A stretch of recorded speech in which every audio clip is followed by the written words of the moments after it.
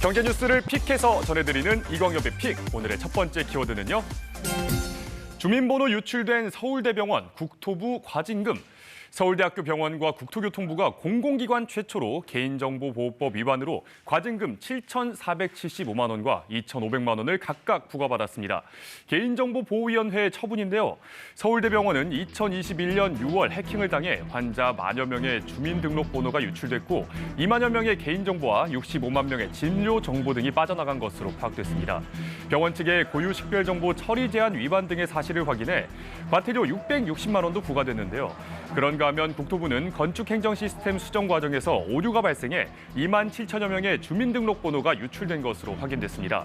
개인정보위는 또 지난해 9월 신당역 스토킹 살인 사건이 발생한 서울교통공사에 대해선 다른 직원의 주소지를 쉽게 검색할 수 있는 등 안전조치를 소홀히 한 사실을 확인해 과태료 360만 원과 2개월 이내 보유 시스템 전반에 대한 검사 실시, 그리고 개인정보 보호 강화 대책 수립 등을 권고했습니다. 자, 이어서 두 번째 키워드. 고령자 코로나19 백신 접종 15일부터 현재 심각 단계인 코로나19 위기 단계 하향 조정 여부가 내일 발표되는데요.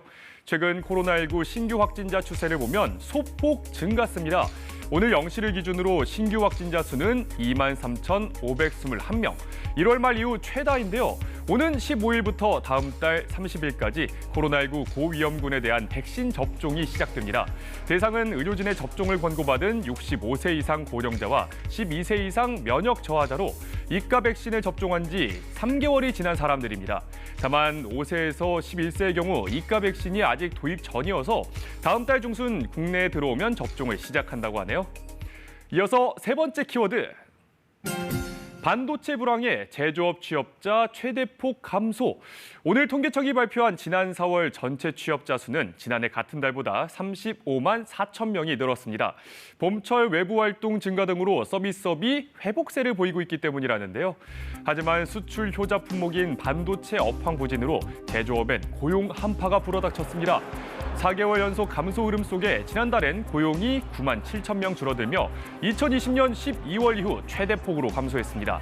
통계청은 반도체 관련 수출 상황이 개선되지 않으면 제조업 취업자 수 감소가 전환되는 건 쉽지 않을 거라고 설명했는데요. 이와 관련해 한국개발연구원 KDI는 올해 2에서 3분기쯤 반도체 경기가 저점에 접근할 것으로 전망했습니다. 자, 오늘의 마지막 키워드. 전세 사기 일당 범죄단체 조직죄 첫 적용. 경찰이 인천 미추홀구 일대에서 전세 사기를 저지른 이른바 건축악 일당에 국내 전세 사기 사건으로는 처음으로 범죄단체 조직죄를 적용했습니다. 이들은 인천 미추홀구 일대 아파트 등 공동주택 533가구의 전세 보증금 430억 원을 가로챈 혐의를 받고 있는데요.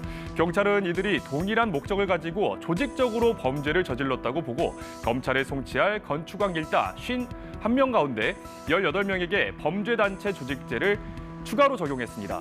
법원에선 범죄단체 조직죄가 유죄로 인정되게 되면 이들의 범죄 수익을 환수해 피해자들에게 되돌려줄 수 있는 길이 열리게 됩니다. 그래서 경찰은 건축왕 일당의 범죄 수익을 묶어두기 위해 기소 전 추징 보전도 신청할 계획이라는데요. 이런 가운데 국토부가 오늘부터 전세 사기 피해자가 보증금을 돌려받기 위해 전셋집을 직접 낙찰받는 경우에도 청약 시 무주택자로 자격으로 인정해주기로 했습니다. 다만 낙찰받은 집은 전용 면적이 85제곱미터 이하여야 하고 공시가격은 수도권은 3억 원, 비수도권은 1억 5천만 원 이하여야 합니다. 또 개정 시행 전에 주택을 낙찰받은 경우에도 무주택으로 인정해준다고 하네요. 지금까지 이광엽의 픽이었습니다.